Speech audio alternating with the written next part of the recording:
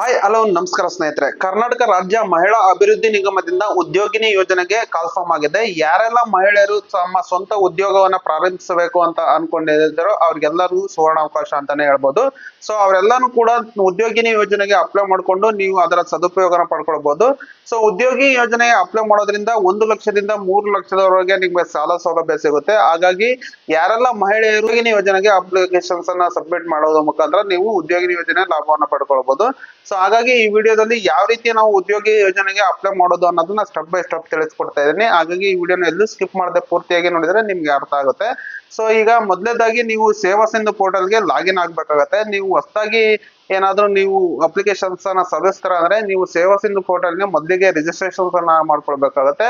Registration ಮಾಡ್ಕೊಂಡು ಅದನ್ನೆಲ್ಲ user ID password ಅನ್ನ ಪಡ್ಕೊಂಡು ನೀವು ಆ ನಂತರ ಲಾಗಿನ್ ಆಗಿ ಆ ನಂತರ ನೀವು ಅಪ್ಲಿಕೇಶನ್ಸ್ ಅನ್ನ ಸಬ್ಮಿಟ್ ಮಾಡ್ಬೇಕಾಗತ್ತೆ. ನೀವು ಏನು ಸೇವಾ ಸಿಂಧು ಪೋರ್ಟಲ್ ಅಲ್ಲಿ ರಿಜಿಸ್ಟ್ರೇಷನ್ ಮಾಡೋದು ಹೇಗೆ ಅಂತ ಗೊತ್ತಿಲ್ಲ ಅಂದ್ರೆ ನಾನು ಆಲ್ರೆಡಿ ವಿಡಿಯೋ ಮಾಡಿದ್ದೀನಿ. ಆ ವಿಡಿಯೋ ಲಿಂಕ್ ಅನ್ನ ನಿಮ್ಗೆ ಕೆಳಗಡೆ ಡಿಸ್ಕ್ರಿಪ್ಷನ್ಸ್ ಅಲ್ಲೂ ಕೊಟ್ಟಿರ್ತೀನಿ. ಹಾಗೆ ಇಲ್ಲಿ ಐ ಕಾರ್ಡ್ ಬರುತ್ತೆ ನೋಡಿ, ಅಲ್ಲಿ ಕೂಡ ನೀವು ಕ್ಲಿಕ್ ಮಾಡೋ ಮುಖಾಂತರ ಸೇವಾ ಸಿಂಧು ಪೋರ್ಟಲ್ಗೆ ಯಾವ ರೀತಿ ಯೂಸರ್ ಐಡಿ ಪಾಸ್ವರ್ಡ್ ಅನ್ನು ಕ್ರಿಯೇಟ್ ಮಾಡ್ಕೊಂಡು ಲಾಗಿನ್ ಆಗೋದು ಅನ್ನೋದನ್ನ ತಿಳ್ಕೊಳ್ಬಹುದು. ಸೊ ನಾನು ಈ ವಿಡಿಯೋದಲ್ಲಿ ಡೈರೆಕ್ಟ್ ಆಗಿ ಆಲ್ರೆಡಿ ಲಾಗಿನ್ ಆಗಿ ಆ ನಂತರ ಅಪ್ಲಿಕೇಶನ್ ಸಬ್ಮಿಟ್ ಮಾಡೋದು ಹೇಗೆ ಅನ್ನೋದನ್ನ ತಿಳಿಸ್ಕೊಡ್ತಾ ಇದ್ದೇನೆ. ಸೊ ನೋಡೋಣ ಬನ್ನಿ ಯಾವ ರೀತಿಯಾಗಿ ಈಗ ಅಪ್ಲಿಕೇಶನ್ ಸಬ್ಮಿಟ್ ಮಾಡೋದು ಅಂತ.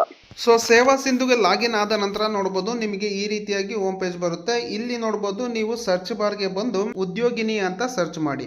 ಉದ್ಯೋಗಿನಿ ಅಂತ ಸರ್ಚ್ ಮಾಡಿದ ನಂತರ ನಿಮಗೆ ಉದ್ಯೋಗಿನಿ ಯೋಜನೆ ಅನ್ನೋ ಒಂದು ಆಪ್ಷನ್ಸ್ ಬರುತ್ತೆ. ಸೊ ಅದ್ರ ಮೇಲೆ ಕ್ಲಿಕ್ ಮಾಡ್ಕೊಳ್ಳಿ. ಸೊ ಅದ್ರ ಮೇಲೆ ಕ್ಲಿಕ್ ಮಾಡಿದ ನಂತರ ನೋಡಬಹುದು ನಿಮಗೆ ಈ ರೀತಿಯ ಪೇಜ್ ಬರುತ್ತೆ. ಇಲ್ಲಿ ನೋಡಬಹುದು ಕರ್ನಾಟಕ ರಾಜ್ಯ ಮಹಿಳಾ ಅಭಿವೃದ್ಧಿ ನಿಗಮದ ಕಡೆಯಿಂದ ಒಂದು ಅಪ್ಲಿಕೇಶನ್ ಫಾರ್ಮ್ ಓಪನ್ ಆಗುತ್ತೆ. ಸೊ ಇಲ್ಲಿ ಈ ಫಾರ್ಮ್ ಓಪನ್ ಆದ ನಂತರ ನೋಡಬಹುದು ಇಲ್ಲಿ ಮೊದಲಿಗೆ ಆಧಾರ್ ಅಥೆಂಟಿಕೇಶನ್ಸ್ ಅಂತ ಒಂದು ಆಪ್ಷನ್ಸ್ ಇದೆ. ಸೊ ಅದ್ರ ಮೇಲೆ ಕ್ಲಿಕ್ ಮಾಡ್ಕೊಳ್ಳಿ. ಇಲ್ಲಿ ಈ KYC ಸರ್ವಿಸ್ ಅಂತ ಒಂದು ಪೇಜ್ ಓಪನ್ ಆಗುತ್ತೆ. ಇಲ್ಲಿ ನಿಮ್ಮ ಆಧಾರ್ ನಂಬರ್ ಅನ್ನ ಎಂಟರ್ ಮಾಡಿಕೊಂಡು ಒಂದು ಚಿಕ್ಕ ಬಾಕ್ಸ್ ಮೇಲೆ ಇದೆ ನೋಡಬಹುದು, ಕೆಳಗಡೆ ಅದ್ರ ಮೇಲೆ ಕ್ಲಿಕ್ ಮಾಡ್ಕೊಳ್ಳಿ.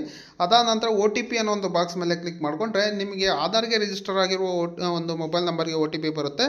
ಸೊ ಇಲ್ಲಿ ಪಾಪಪ್ ಬರುತ್ತೆ, ಇಲ್ಲಿ ಓಕೆ ಅನ್ನೋದನ್ನ ಕ್ಲಿಕ್ ಮಾಡಿ ನಿಮ್ಮ ಆಧಾರ್ಗೆ ರಿಜಿಸ್ಟರ್ ಆಗಿರುವ ಮೊಬೈಲ್ ನಂಬರ್ಗೆ OTP ಬಂದ ನಂತರ ಆ OTP ನ ಇಲ್ಲಿ ಎಂಟರ್ ಮಾಡ್ಕೊಳ್ಳಿ. ಸೊ ಎಂಟರ್ ಮಾಡಿದ ನಂತರ ನೋಡ್ಬೋದು ಕೆಳಗಡೆ ಸಬ್ಮಿಟ್ ಅನ್ನೋ ಒಂದು ಆಪ್ಷನ್ಸ್ ಇದೆ. ಸೊ ಸಬ್ಮಿಟ್ ಅನ್ನೋ ಒಂದು ಆಪ್ಷನ್ಸ್ ಮೇಲೆ ಕ್ಲಿಕ್ ಮಾಡ್ಕೊಳ್ಳಿ. ಕ್ಲಿಕ್ ಮಾಡಿದ ನಂತರ ಡೈರೆಕ್ಟ್ ಆಗಿ ನಿಮಗೆ ಅಪ್ಲಿಕೇಶನ್ ಫಾರ್ಮ್ಗೆ ಹೋಗುತ್ತೆ. ಇಲ್ಲಿ ನೋಡ್ಬೋದು ಗೆಟ್ ಆಧಾರ್ ಡೀಟೇಲ್ಸ್ ಅನ್ನೋ ಒಂದು ಆಪ್ಷನ್ಸ್ ಮೇಲೆ ಕ್ಲಿಕ್ ಮಾಡ್ಕೊಂಡ್ರೆ ಈಗ ನಿಮ್ಮ ಆಧಾರಲ್ಲಿ ಇರ್ತಕ್ಕಂಥ ಡೀಟೇಲ್ಸ್ ಎಲ್ಲಾನು ಕೂಡ ಆಟೋಮೆಟಿಕ್ ಆಗಿ ಫೆಚ್ ಆಗುತ್ತೆ. ಇಲ್ಲಿ ನೋಡ್ಬೋದು. ಅದಾದ ನಂತರ ನೋಡ್ಬೋದು ಇಲ್ಲಿ ನಿಮ್ಮ ಮೊಬೈಲ್ ನಂಬರನ್ನು ನೀವು ಎಂಟರ್ ಮಾಡ್ಕೊಳ್ಬೇಕಾಗುತ್ತೆ. ಹಾಗೆ ನಿಮ್ಮ ಇಲ್ಲಿ ತಂದೆ ಹೆಸರಾಗಿರ್ಬೋದು ಅಥವಾ ಹಸ್ಬೆಂಡ್ ಹೆಸರು ಏನಿದೆ ಸೊ ಅದನ್ನು ಎಂಟರ್ ಮಾಡ್ಕೊಳ್ಳಿ. ಅದಾದ ನಂತರ ನಿಮ್ಮ ಬೆನಿಫಿಟ್ ರೂಲ್ಸ್ ಏನು ಅನ್ನೋದನ್ನು ಇಲ್ಲಿ ಸೆಲೆಕ್ಟ್ ಮಾಡ್ಕೊಳ್ಬೇಕಾಗುತ್ತೆ. ಹಾಗೆ ನಿಮ್ಮ ಸ್ಟೇಟಸ್ ಹಾಗೆ ಪರ್ಪಸ್ ಆಫ್ ಲೋನ್ ಏನಕ್ಕೆ ಸಾಲದ ಉದ್ದೇಶ ಏನು ಅನ್ನೋದನ್ನು ಎಂಟರ್ ಮಾಡ್ಕೊಳ್ಬೇಕಾಗುತ್ತೆ. ಹಾಗೆ ನಿಮ್ಮ ಏನು ಯೋಜನೆ ಸ್ಥಳ ಯಾವುದಿದೆ ಅದನ್ನು ಎಂಟರ್ ಮಾಡ್ಕೊಳ್ಳಿ. ಅದಾದ ನಂತರ ನೋಡ್ಬೋದು ಇಲ್ಲಿ ಜಾತಿಯ ವಿವರಗಳೇನಿದೆ ಅದನ್ನು ನೀವು ಈ ಕಾಲಮಲ್ಲಿ ಫಿಲ್ ಮಾಡಬೇಕಾಗುತ್ತೆ.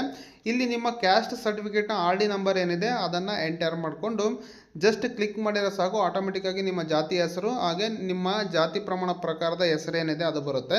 ಅದಾದ ನಂತರ ನಿಮ್ಮ ಜಾತಿ ವರ್ಗ ಯಾವುದು ಅನ್ನೋದನ್ನು ನೀವು ಸೆಲೆಕ್ಟ್ ಮಾಡ್ಕೊಳ್ಳಿ. ಅದಾದ ನಂತರ ನೋಡ್ಬೋದು ಆದಾಯ ಪ್ರಮಾಣ ಪತ್ರದ RD ಸಂಖ್ಯೆ ಏನಿದೆ ಅದನ್ನು ಎಂಟರ್ ಮಾಡ್ಕೊಳ್ಳಿ.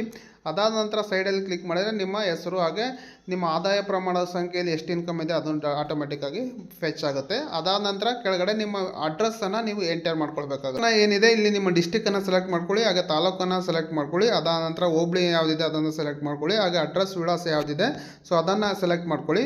ಸೆಲೆಕ್ಟ್ ಮಾಡಿದ ನಂತರ ವಿಧಾನಸಭಾ ಕ್ಷೇತ್ರದ ಹೆಸರೇನಿದೆ ಅದನ್ನು ನೀವು ಟೈಪ್ ಮಾಡ್ಕೊಳ್ಳಿ ಅಥವಾ ಸೆಲೆಕ್ಟ್ ಮಾಡ್ಕೊಳ್ಳಿ. ಅದಾದ ನಂತರ ಕೆಳಗಡೆ ನೋಡ್ಬೋದು ಆ ಅಗ್ರಿ ಅಂತ ಒಂದು ಡಿಕ್ಲರೇಷನ್ ಫಾರ್ಮ್ ಇದೆ. ಸೊ ಇಲ್ಲಿ ಅಗ್ರಿ ಅನ್ನೋದ್ರ ಮೇಲೆ ಒಂದು ಚಿಕ್ಕ ಬಾಕ್ಸ್ ಮೇಲೆ ಕ್ಲಿಕ್ ಮಾಡಿಕೊಂಡು ಅದಾದ ನಂತರ ನೋಡ್ಬೋದು ಇಲ್ಲಿ ಕಾಣತಕ್ಕಂಥ ಕ್ಯಾಪ್ಚಾ ಕೋಡ್ ಏನಿದೆ ಸೊ ಆ ಕ್ಯಾಪ್ಚಾ ಕೋಡನ್ನು ಎಂಟರ್ ಮಾಡ್ಕೊಳ್ಳಿ. ಎಂಟರ್ ಮಾಡಿದ ನಂತರ ಸಬ್ಮಿಟ್ ಅನ್ನೋ ಒಂದು ಆಪ್ಷನ್ಸ್ ಮೇಲೆ ಕ್ಲಿಕ್ ಮಾಡ್ಕೊಳ್ಳಿ. ಸಬ್ಮಿಟ್ ಅಂತ ಕ್ಲಿಕ್ ಮಾಡಿದ ನಂತರ ನೋಡ್ಬೋದು ನಿಮ್ಮ ಅಪ್ಲಿಕೇಶನ್ ಫಾರ್ಮ್ ಇಲ್ಲಿ ಎಲ್ಲ ನೀವೇನು ಫಿಲ್ ಮಾಡಿದ್ರೋ ನಮ್ಮ ನೆಕ್ಸ್ಟ್ ಪೇಜಿಗೆ ಹೋಗುತ್ತೆ. ಇಲ್ಲಿ ನೀವೇನೇನು ಫಿಲ್ ಮಾಡಿದ್ರೋ ಅದನ್ನು ಒಮ್ಮೆ ಕ್ರಾಸ್ ಚೆಕ್ ಮಾಡ್ಕೊಳ್ಳಿ. ಸೊ ಕ್ರಾಸ್ ಚೆಕ್ ಮಾಡ್ಕೊಂಡ ನಂತರ ನೋಡ್ಬೋದು ಕೆಳಗಡೆ ಬಂದರೆ ಅಟ್ಯಾಚ್ ಅನೆಕ್ಸ್ ಅನ್ನೋ ಒಂದು ಆಪ್ಷನ್ಸ್ ಇದೆ. ಸೊ ಅದ್ರ ಮೇಲೆ ಕ್ಲಿಕ್ ಮಾಡ್ಕೊಳ್ಳಿ. ಇಲ್ಲಿ ನಿಮ್ಮ ಕೆಲವು ಡಾಕ್ಯುಮೆಂಟ್ಗಳನ್ನು ನೀವು ಅಟ್ಯಾಚ್ ಮಾಡಬೇಕಾಗುತ್ತೆ. ಸೊ ಯಾವ್ಯಾವೆಲ್ಲ ಡಾಕ್ಯುಮೆಂಟ್ ಅಟ್ಯಾಚ್ ಮಾಡಬೇಕು ಅನ್ನೋದಾದರೆ ಪ್ರಾಜೆಕ್ಟ್ ಡೀಟೇಲ್ಸನ್ನು ಒಂದು ಡಾಕ್ಯುಮೆಂಟನ್ನು ನೀವು ಅಟ್ಯಾಚ್ ಮಾಡಬೇಕಾಗುತ್ತೆ. ಅಂದರೆ ನೀವು ಯಾವ ಪರ್ಪಸ್ಗೆ ಲೋನ್ ತೊಗೊಳ್ತಾ ಇದ್ದಾರೋ ಸೊ ಅದಕ್ಕೆ ಸಂಬಂಧಪಟ್ಟ ಒಂದು ಪ್ರಾಜೆಕ್ಟ್ ರಿಪೋರ್ಟನ್ನು ನೀವು ರೆಡಿ ಮಾಡಿರಬೇಕಾಗುತ್ತೆ. ಫಾರ್ ಎಕ್ಸಾಂಪಲ್ ನಾವಿಲ್ಲಿ ಟೈಲರಿಂಗ್ ಅನ್ನೋದನ್ನು ಸೆಲೆಕ್ಟ್ ಮಾಡಿಕೊಂಡು ನೀವು ಟೈಲರಿಂಗಿಗೆ ಅದಕ್ಕೆ ಬೇಕಾದ ಪ್ರಾಡಕ್ಟ್ಗೆ ಎಷ್ಟು ಖರ್ಚಾಗುತ್ತೆ ಏನೆಲ್ಲ ಎಕ್ಸ್ಪೆನ್ಸಸ್ ಇದೆ ಸೊ ಅದಕ್ಕೆ ಸಂಬಂಧಪಟ್ಟ ಒಂದು ಡೀಟೇಲ್ಸ್ ಆಗಿರ್ತಕ್ಕಂಥ ಒಂದು ಪ್ರಾಜೆಕ್ಟ್ ರಿಪೋರ್ಟನ್ನು ರೆಡಿ ಮಾಡಿ ನೀವು ಇಲ್ಲಿ ಅಪ್ಲೋಡ್ ಮಾಡಬೇಕಾಗುತ್ತೆ. ಅದಾದ ನಂತರ ನಿಮ್ಮ ಕ್ಯಾಸ್ಟ್ ಸರ್ಟಿಫಿಕೇಟನ್ನು ಅಪ್ಲೋಡ್ ಮಾಡಬೇಕಾಗುತ್ತೆ. ನಿಮ್ಮ ಇನ್ಕಮ್ ಸರ್ಟಿಫಿಕೇಟನ್ನು ಕೂಡ ಅಪ್ಲೋಡ್ ಮಾಡಬೇಕಾಗುತ್ತೆ. ಹಾಗೆ ವಸತಿ ಪ್ರಮಾಣ ಪತ್ರವನ್ನು ಅಪ್ಲೋಡ್ ಮಾಡಬೇಕಾಗುತ್ತೆ. ಅದಾದ ನಂತರ ನಿಮ್ಮ ಏಜ್ ಪ್ರೂಫ್ಗೆ ಸಂಬಂಧಪಟ್ಟ ಡಾಕ್ಯುಮೆಂಟ್ ಯಾವುದಾದ್ರು ಇದ್ರೆ ಅಂದ್ರೆ ಬರ್ತ್ ಸರ್ಟಿಫಿಕೇಟ್ ಇದ್ರೆ ಅದನ್ನು ಅಪ್ಲೋಡ್ ಮಾಡಬೇಕಾಗುತ್ತೆ. ಹಾಗೆ ನಿಮ್ಮ ಬ್ಯಾಂಕ್ ಪಾಸ್ ಪುಸ್ತಕವನ್ನು ನೀವು ಅಪ್ಲೋಡ್ ಮಾಡಬೇಕಾಗುತ್ತೆ. ಸೊ ಈಗ ನಾವಿಲ್ಲಿ ಅದನ್ನೆಲ್ಲಾನು ರೆಡಿ ಮಾಡಿ ಇಟ್ಕೊಂಡಿದ್ವಿ. ಸೊ ಅದನ್ನ ಈಗ ಒನ್ ಬೈ ಒನ್ ಅಪ್ಲೋಡ್ ಮಾಡ್ತಾ ಹೋಗ್ತಾ ಇದ್ದೀವಿ. ನೋಡ್ಬೋದು, ಮೊದಲಿಗೆ ಈ ಪ್ರಾಜೆಕ್ಟ್ ಡಾಕ್ಯುಮೆಂಟ್ ಅನ್ನ ಈಗ ಅಪ್ಲೋಡ್ ಮಾಡ್ತಾ ಇದ್ದೀವಿ. ಅದಾದ ನಂತರ ಕ್ಯಾಸ್ಟ್ ಸರ್ಟಿಫಿಕೇಟ್ ಅನ್ನು ಕೂಡ ಅಪ್ಲೋಡ್ ಮಾಡ್ತಾ ಇದ್ದೀವಿ. ಅದಾದ ನಂತರ ಇನ್ಕಮ್ ಸರ್ಟಿಫಿಕೇಟ್ ಅನ್ನ ಅಪ್ಲೋಡ್ ಮಾಡ್ತಾ ಇದ್ದೀವಿ. ನೆಕ್ಸ್ಟ್ ವಸತಿ ಪ್ರಮಾಣ ಪತ್ರ ಅದನ್ನು ಅಪ್ಲೋಡ್ ಮಾಡ್ತಾ ಇದ್ದೀವಿ.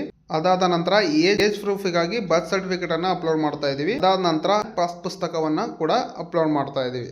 ಸೊ ಅದನ್ನ ಎಲ್ಲಾನು ಅಪ್ಲೋಡ್ ಮಾಡಿದ ನಂತರ ನೋಡ್ಬೋದು ಕೆಳಗಡೆ ಸೇವ್ ಅನೆಕ್ಸ್ ಅನ್ನೋ ಒಂದು ಆಪ್ಷನ್ಸ್ ಕೂಡ ಕೆಳಗಡೆ ಕಾಣ್ತಾ ಇದೆ. ಸೇವ್ ಅನೆಕ್ಸ್ ಅನ್ನೋ ಒಂದು ಆಪ್ಷನ್ಸ್ ಮೇಲೆ ಕ್ಲಿಕ್ ಮಾಡ್ಕೊಳ್ಳಿ. ಸೇವ್ ಅನೆಕ್ಸ್ ಮೇಲೆ ಕ್ಲಿಕ್ ಮಾಡಿದ ನಂತರ ನೋಡ್ಬೋದು ನಿಮ್ಮ ಅಪ್ಲಿಕೇಶನ್ ಫಾರ್ಮ್ ಏನೆಲ್ಲ ಫಿಲ್ ಮಾಡಿದ್ರೆ ಇದುವರೆಗೆ, ಸೊ ಅದೆಲ್ಲದು ಕೂಡ ಇಲ್ಲಿ ಬರುತ್ತೆ. ಇಲ್ಲಿ ನೋಡ್ಬೋದು ಅನೆಕ್ಸ್ ಲಿಸ್ಟ್ ಅಂತ ಇದೆ. ನೀವು ಏನೆಲ್ಲ ಡಾಕ್ಯುಮೆಂಟ್ಗಳನ್ನ ಅಪ್ಲೋಡ್ ಮಾಡಿದ್ರು ಅದರ ಲಿಸ್ಟ್ ಎಲ್ಲಾನು ಕೂಡ ಇದೆ. ಸೊ ಅದ್ರ ಮೇಲೆ ಇಲ್ಲಿ ನೀವು ಎಲ್ಲ ಡಾಕ್ಯುಮೆಂಟ್ ಅಪ್ಲೋಡ್ ಮಾಡಿ ರೈಟ್ ಇದೆಯಾ ಇಲ್ವೋ ಅನ್ನೋದನ್ನ ಅಲ್ಲಿ ಕ್ಲಿಕ್ ಮಾಡಿ ನೋಡಿದ್ರೆ ನಿಮಗೆ ಆಟೋಮೆಟಿಕ್ ಆಗಿ ಶೋ ಆಗುತ್ತೆ. ನೀವು ಅಪ್ಲೋಡ್ ಮಾಡಿರ್ತಕ್ಕಂಥ ಡಾಕ್ಯುಮೆಂಟ್ ಎಲ್ಲದನ್ನು ಸರಿ ಇದೆಯಾ ಅನ್ನೋದನ್ನ ಕ್ರಾಸ್ ಚೆಕ್ ಮಾಡ್ಕೊಳ್ಳಿ. ಅದಾದ ನಂತರ ಇಲ್ಲಿ ಕೆಳಗಡೆ ನೀವು ಏನಾದರೂ ನಿಮ್ಮ ಓನ್ ಯೂಸರ್ ಐ ಡಿ ಮುಖಾಂತರ ಲಾಗಿನ್ ಆದರೆ ಇದ್ರೆ ಇಲ್ಲಿ ನಿಮಗೆ ಸಬ್ಮಿಟ್ ಅನ್ನೋ ಒಂದು ಆಪ್ಷನ್ಸ್ ಬರುತ್ತೆ. ಸೊ ಸಬ್ಮಿಟ್ ಅಂತ ಕ್ಲಿಕ್ ಮಾಡಿದರೆ ಸಾಕು, ನಿಮ್ಮ ಆಟೋಮೆಟಿಕ್ ಆಗಿ ನಿಮ್ಮ ಅಕ್ನಾಲಜ್ಮೆಂಟ್ ಕೂಡ ಇಲ್ಲಿ ಕ್ರಿಯೇಟ್ ಆಗುತ್ತೆ. ಒಂದು ವೇಳೆ ನೀವೇನಾದರೂ ಗ್ರಾಮ ಒನ್ ಮುಖಾಂತರ ಅಥವಾ ಕರ್ನಾಟಕ ಒಂದು ಲಾಗಿನ್ ಮುಖಾಂತರ ಮಾಡ್ತೀರಾ ಅಂತಂದರೆ ಅವ್ರ ಕಡೆ ಮಾಡಿಸ್ತೀರಾ ಅಂದರೆ ಈಗ ಮೇಕ್ ಪೇಮೆಂಟ್ ಅನ್ನೋ ಒಂದು ಆಪ್ಷನ್ಸ್ ಬರುತ್ತೆ. ಅವರು ಪೇಮೆಂಟ್ ಕೂಡ ಮಾಡೋದ್ರಿಂದ ಆಟೋಮೆಟಿಕ್ ಆಗಿ ಅಲ್ಲಿ ನಿಮ್ಮ ಅಕ್ನಾಲಜ್ಮೆಂಟ್ ಕೂಡ ಕ್ರಿಯೇಟ್ ಆಗುತ್ತೆ.